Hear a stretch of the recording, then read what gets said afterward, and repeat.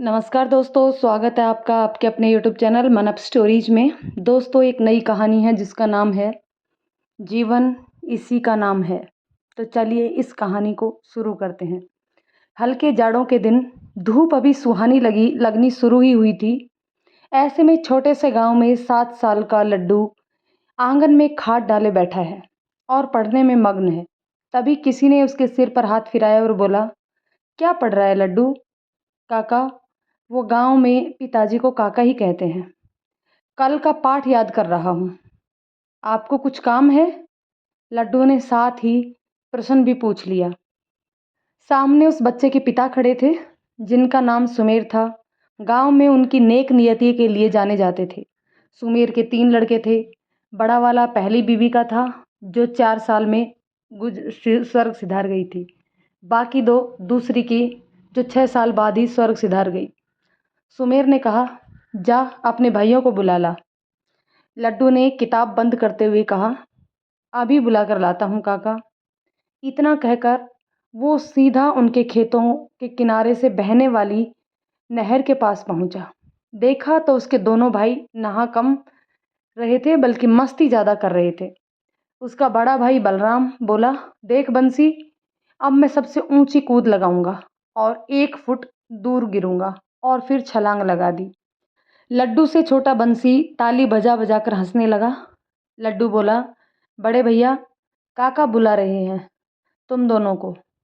बंसी जल्दी से बोला, भाई तुम जाओ, हम नहीं आ रहे। बलराम भी बोला, अभी हम नहा रहे हैं, बाद में आ जाएंगे।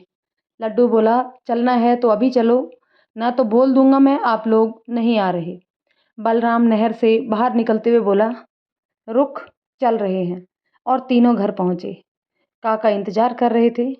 बलराम, काका क्यों बुलाया? सुमेर, क्या कर रहे थे तुम दोनों? बंसी, खेल रहे थे। बलराम, क्यों बुलाया काका? सुमेर ने बलराम और बंसी को देखा, फिर रसोई में जाकर 2 प्लेटों में खाना परोस कर लाया और कहा, पहले खाना खा लो। लड्डू को भी थाली पकड़ा दी। थोड़ा सा खाकर लड्डू ने अपनी किताबें उठाई और फिर से खाट पर बैठकर पढ़ाई करने लगा। और बलराम और बंसी दोनों चले गए। सुमेर सोचने लगा, एक जैसा सब कुछ। फिर उसके 2 बेटे पढ़ने का मतलब नहीं समझ रहे, बल्कि एक पढ़ता रहता है। उसने खुद को दोहराया, जिंदगी यही है, और रसोई में चला गया। वक्त बीतने लगा और सुमेर के बच्चे बड़े होने लगे।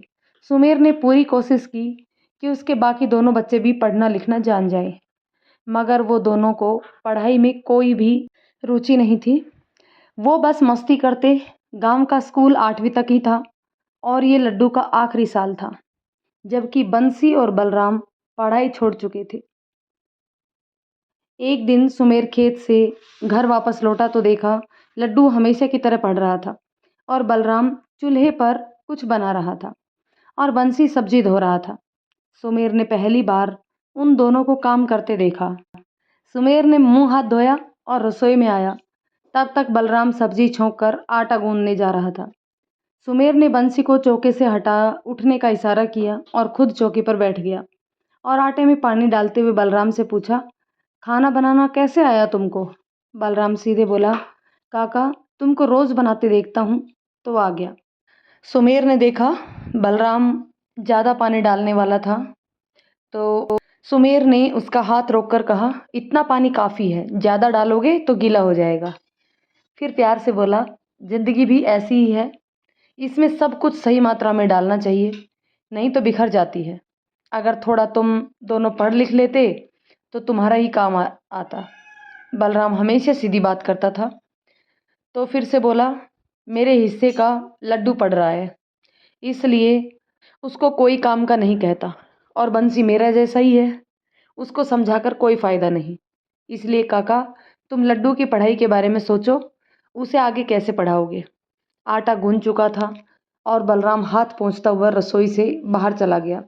सुमेर ने सब्जी चलाई और रोटी बनाई और सबको खिलाई, खुद भी खाई और सारे काम निपटाकर बाहर आया।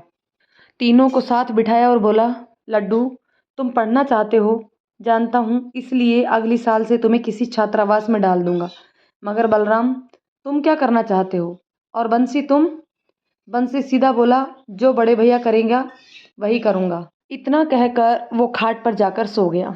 बंसी न जाने कैसे पर बचपन से ही बलराम की पूंछ था। शायद जन्म से ही बलराम ने उसे अपने साथ रखा था। अम्मा के बाद बंसी बलराम के सबसे ज़्यादा नज़दीक था।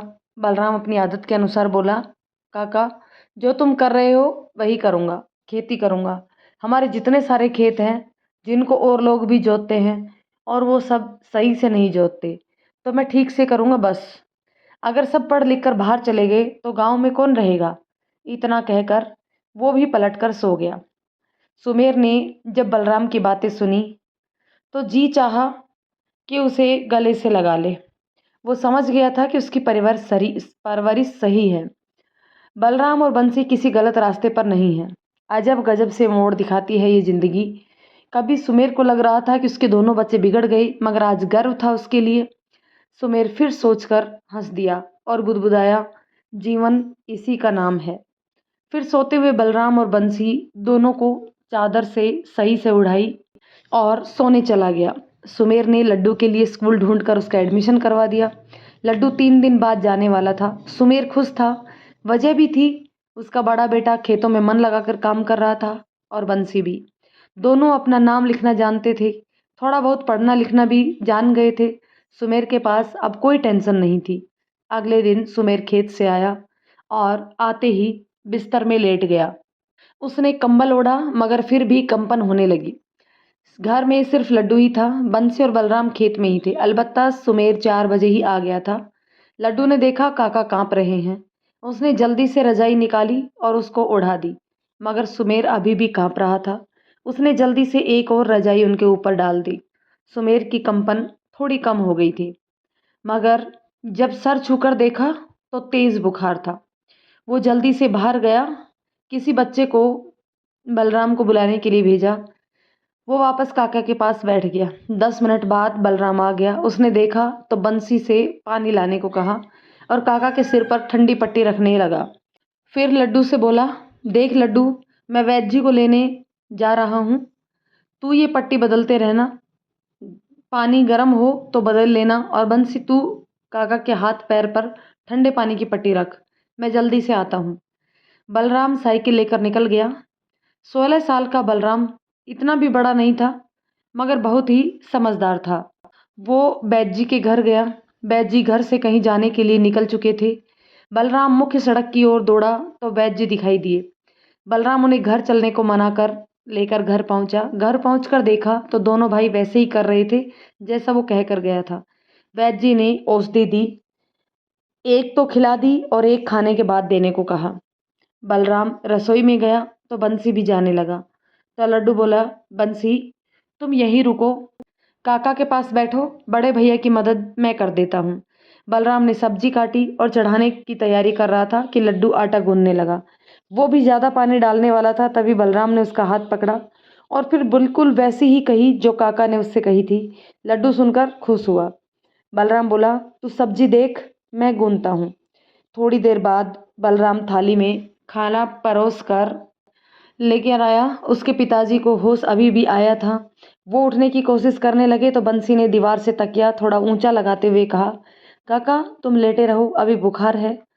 बड़े भैया और लड्डू भैया खाना लेकर आते होंगे, वो खाना और औषधि खाकर सोए रहना, सुबह तक बिल्कुल चंगे हो जाओगे। फिर काका के कहने पर बंसी ने दोनों रजाई हटा दी। बलराम खाना लेकर आया, लड्डू पानी लेकर आया। बंसी ने खाने की थाली रखने के लिए टेबल लगाई और बलराम कोर बनाकर काका की ओर बढ़ाते हुए बोला, लो काका खाना खा लो, फिर औषधि खाना और आराम करना। सुमेर बलराम को देखता ही रह गया। तीनों बेटे उसे ही देख रहे थे। बलराम ने कोर उनके खुले हुए मुंह में डाला और बोला, काका हम परिवार हैं और परिवार ही रहेंगे। तुम्हारे संस्कार कूट कूट कर भरे हैं हम में। काका आप चिंता मत करो, अगर सुबह बता देते तो इतना बीमार नहीं पड़ते।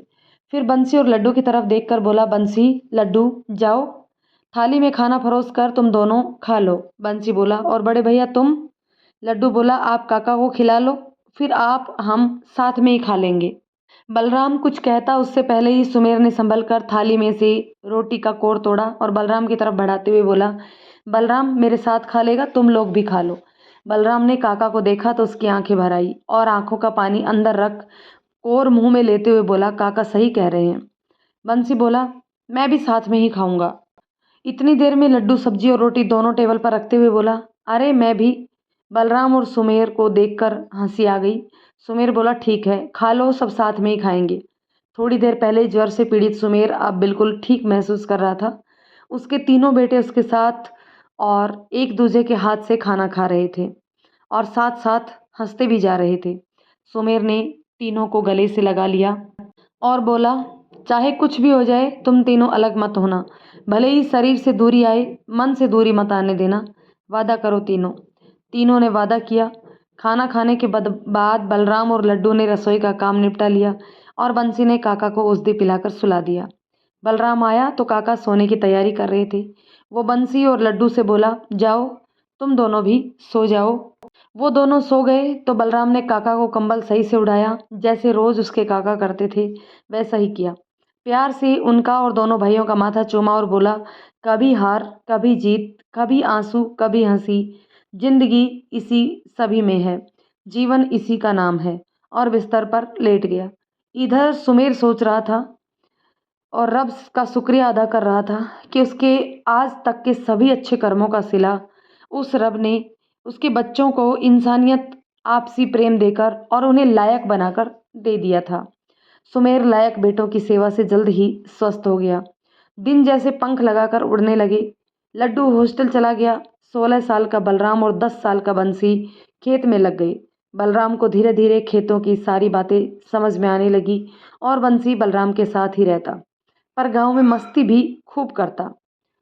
सभी से मिलनसार और हंसमुख था बंसी, जबकि उससे ठीक उलट बलराम बेहद गंभीर। उधर लड्डू पढ़ता गया। बंसी और बलराम को सुमेर ने खूब प्यार दिया और मेहनत से खेती बाड़ी सिखाई। बलराम ने धीरे धीरे सब कार्यभार संभाल लिया। 20 साल का बलराम यूं बात करता जैसे कोई 25 बरस का हो। जब लड्डू 12वीं की परीक्षा की तैयारी कर रहा था, तभी उसके हॉस्टल में एक चिट्ठी आई। उस चिट्ठी को पढ़कर लड्डू तुरंत घर भागा। घर जाकर पता चला सुमेर बीमार है। बहुत सेवा करने पर भी सुमेर न बचा। अलबत्ता वो अपने बेटे को एकता की सीख जरूर दे गया। बलराम सबसे बड़ा था। वो अकेले में तो खूब रोया, मगर सामने लड्डू और बंसी को संभालता। सुमेर को गए हुए जब 14वां दिन था तो बलराम ने लड्डू से कहा कि वो वापस हॉस्टल चला जाए। हॉस्टल का ये आखिरी साल है। उसके बाद उसे किसी बॉयज़ हॉस्टल या फिर कमरा किराए पर लेकर आगे की पढ़ाई करनी होगी। लड्डू के कतई मन न था, मगर ये ज़रूरी भी था, तो बलराम ने लड्डू को वापस भेज दिया। बलराम ने कहा, काका का सपना है कि तुम बड़े बनो, खूब पढ़ो लिखो, तो तुमको ये करना ही होगा। हर घाव का मरहम भले ही ना हो, मगर बुरा वक्त गुजर ज़रूर जाता है। तो वक्त अच्छा हो या फिर बुरा हो, दोनों ही गुजर जाते हैं। लड्डू ने बीए, एलएलबी की और अपने गुरु और शहर के बेस्ट लॉयर के साथ प्रैक्टिस की और साथ ही एलएलएम में एडमिशन भी ले लिया और उन्हीं के घर किराए पर रहने लगा। शहर के बेस्ट लॉयर की बेटी का नाम आशा था और ये एक डॉक्टर थी। इधर बलराम पूरी तरह सुमेर सा हो गया। उसकी सोच बिल्कुल सुमेर जैसी थी। वो विनम्र था, मेलझोल वाला था और गांव के भले में सबसे आगे रहता था। घर के हालत अब बदल गए थे। बलराम का अब गांव में सुनहरा नाम था। उसने कभी बेईमानी नहीं की, न अपने होते किसी को करने दी। उसके दामन पर कोई दाग नहीं था। दूसरी तरफ बंसी नटखट पूरा का पूरा कृष्णा जैसा था। हर किसी से बोलता, बात करता, खुश रहता और सबको खुश रखता। एक दिन बलराम से मिलने पड़ोस के चौधरी काका आए और बताया कि उनकी लड़की बंसी से ही शादी करना चाहती है और बंसी भी। बलराम ने बंसी को बुलाया तो वो बोला, हाँ, मगर मैं शादी नहीं करूँगा, प्रेम अलबत्ता करता हूँ। पूछा तो बोल दिया, ना तो ना। बलराम जानता था बंसी उसकी बातों को ना सही ना नहीं करता और जब ना कर देता है तो इसके पीछे कोई ना कोई कारण अवश्य होता है और कारण वो लड्डू को ही बताएगा। तो बलराम ने लड्डू को चिट्ठी लिखकर सब बातें बता दी। लड्डू ने एलएलएम में एडमिशन लिया ही था। 21 साल का हो गया था, जबकि बंसी 19 का ही था और उसकी शादी ये सुनकर ही लड्डू को हंसी आ गई। बलराम बोला, तुझे पता लगाने को बुलाया और तू हंस रहा है। लड्डू बोला, बात हंसने की है तो क्या करूं? बलराम बोला, बात गंभीर है लड्डू, बात को समझ। लड्डू बोला, मेरे रहते बात गंभीर हो सकती है भला? मैं बात करता हूँ और हल निकालता हूँ। लड्डू ने सबसे पहले बंसी से बात की तो वो सीधे बोला, मैं सबसे छोटा हूँ, मेरी शादी से पहले तुम्हारी और बड़े भैया की शादी होगी। जब तक इस घर में भाभी नहीं आ जाती मैं नहीं करने वाला शादी। बात तो सही है, लेकिन मेरे भाई, मेरी शादी अभी नहीं हो सकती। मेरी 2 साल की पढ़ाई, प्रैक्टिस, फिर खुद की प्रैक्टिस सब बाकी है। हाँ, बड़े भैया की उम्र हो गई है शादी की, 24 के हो गए हैं। लड्डू ने कहा। फिर वो चौधरी काका के घर गया। पता चला लड़की का नाम शारदा है और वो पढ़ी लिखी है। फिर भी बंसी से शादी करना चाहती है, क्योंकि बचपन से ही वो यही चाहती थी। लड्डू ने दोनों को समझाने की कोशिश की, मगर ना शारदा मानी और ना ही चौधरी काका, और ना ही बंसी टस से मस हुआ। तो दोस्तों, इस कहानी को अभी यहीं रोकते हैं। नेक्स्ट पार्ट में जानते हैं कि क्या बंसी शारदा से शादी करने के लिए तैयार होगा या नहीं, और फिर क्या स्टेप उठाएंगे लड्डू और बलराम। तो इस कहानी को अंत तक ज़रूर पढ़ते रहिएगा। कमेंट करके बताइए कहानी आपको कैसी लगी। यदि पसंद आई हो तो उसे लाइक शेयर करें। चैनल पर नया है तो चैनल को सब्सक्राइब जरूर कर लें। धन्यवाद दोस्तों।